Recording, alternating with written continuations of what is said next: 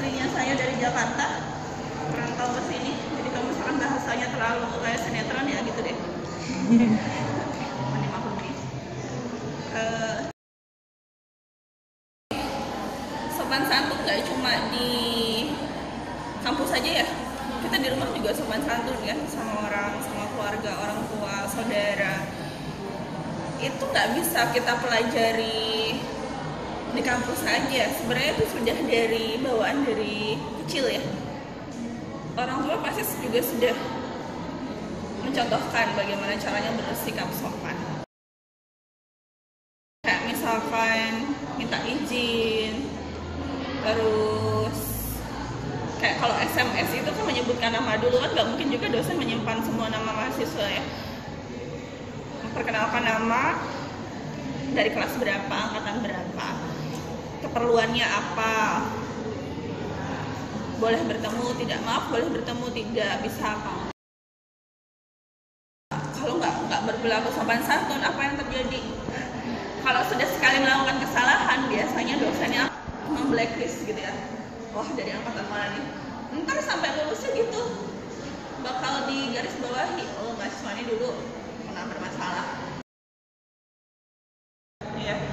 Pada kondisi-kondisi yang formal seperti di dalam kelas, itu sebaiknya pakaiannya memang tidak kaos, tidak sandal, tidak berjaket kecuali sakit. Karena kan kayak misalkan memang kalau misalnya jilbab ya, ada yang jaket tapi dalamnya tank top, itu kan juga bermasalah gitu kan, banyak itu kejadian seperti itu. Kenapa kita perlu kolaborasi? Kan nggak mungkin kita kerja sendirian ya. Nggak mungkin kan, misalkan pasien datang kita tanya semuanya sampai diobatin, sampai semua misalkan dipasang infus, diambil darah, semuanya kita, kan nggak mungkin. Itu ada bagian-bagiannya. Saya baru ketemu sekali sama mahasiswa 2014 ini, tapi paling tidak lebih sopannya dibanding 2013. Kelihatannya lebih kompak, seragam gitu kompaknya gitu ya. Maksudnya semuanya mainkan hal yang sama, kayaknya kerjanya juga bareng gitu ya. Kelihatan kompaknya dari jauh tuh kelihatan. Memang dulu angkatan 2013 kan ada yang mencolok banget, ada yang nggak diem aja. Ya, jadi angkatan ini ya kompak. Pesannya ya supaya bisa kuliah iya, tapi organisasi iya. Tapi jangan sampai organisasi melebihi dari fokus utama kuliah. Sebaiknya mengikuti organisasi yang sesuai minat, karena itu menyalurkan minat di organisasi. Dan harus bisa manajemen waktu. Karena kalau kita cuma duduk di kuliah aja nggak mungkin loh.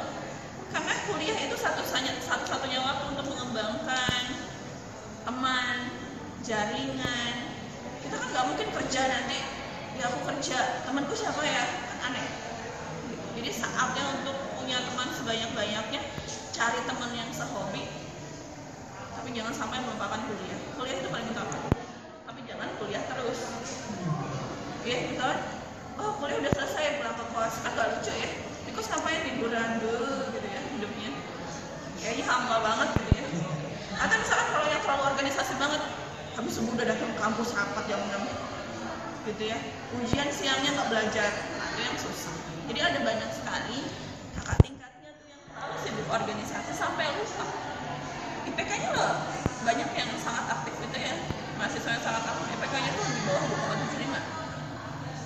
Padahal kita punya standar lulus itu minimal 2,75 dan tidak ada nilai D di bawah C, itu nggak akan bisa lulus. Sayangnya kalau sudah aktif itu kadang kebablasan ya.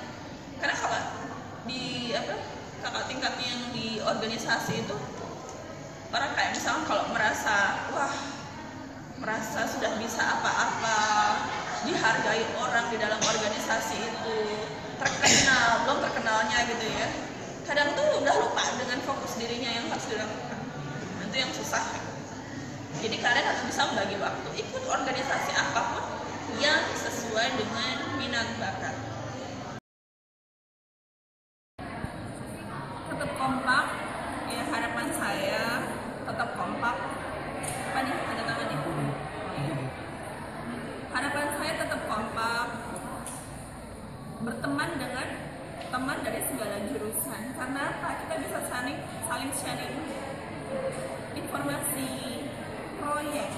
Ada banyak proyek yang bisa kalian lakukan bersama, apalagi PKM. PKM itu wajib multi jurusan. Tapi jangan berharap PKM itu harus selalu menang, karena itu bagian dari pembelajaran. Bagaimana cara bikin proposal yang baik, bagaimana caranya bikin judul yang baik, bagaimana caranya mencari dosen yang baik, bagaimana caranya trik supaya lolos PKM. Dan itu nggak bisa kalian cuma temenan sama satu jurusan, karena kepalanya sama kalau di satu jurusan. Kalau di berbagai jurusan, idenya macam-macam, dan ide itu hanya bisa tumbuh kalau banyak pikiran. Itu sih harapan saya. Tak cuma perilakunya aja yang sopan, tapi dari cara berpikir juga kalian harus bisa saling terima kemampuan dari masing-masing teman.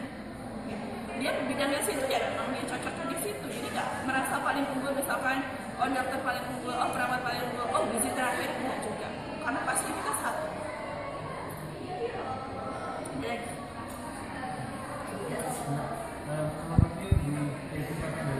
tempat tanggal lahir Jakarta 14 September 1980.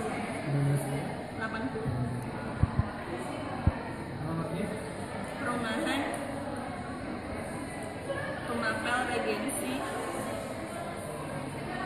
C5 Singosari.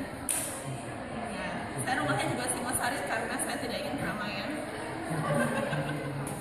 Saya pengen cari yang sepi. Cita-cita saya dulu karena biasa hidup di Jakarta, malah cita-cita saya hidupnya di samping itu sawah.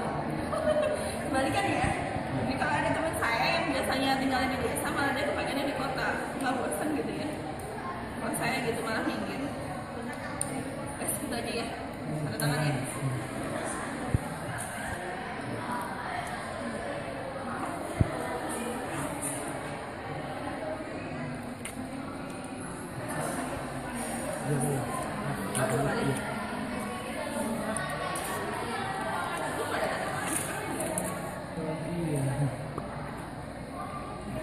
Gitu ya, semoga sukses kuliahnya. Jangan ngerasa sendiri, karena pasti akan ada orang yang bisa bantu. Gitu ya. Saya akhiri ya. Assalamualaikum warahmatullahi wabarakatuh. Waalaikumsalam warahmatullahi wabarakatuh.